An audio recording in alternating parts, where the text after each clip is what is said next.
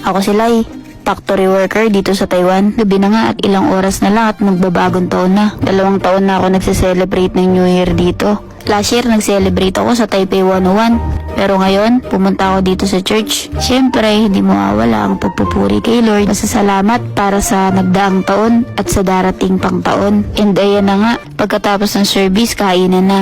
De, joke lang. Ayan pala yung mga handa dito sa church.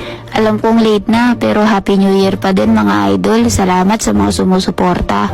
Pagkatapos ng service, nagumpisa na nga sa pagpapalaro.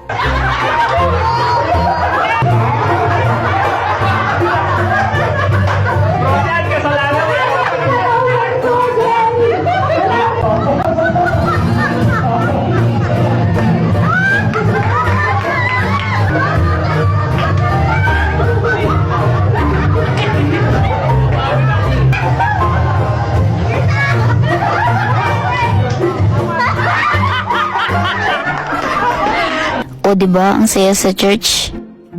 Marami pang mga palaro at nung malapit na nga mag-12, lumabas na kami para makita yung mga fireworks. Yung akala ko naka-video yung camera ko pero hindi pala.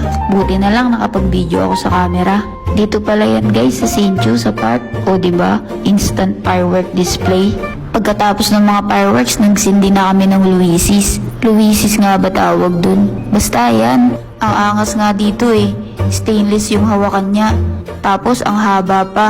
Hindi ka talaga mapuputukan. Ako lang ba yung nakapansin?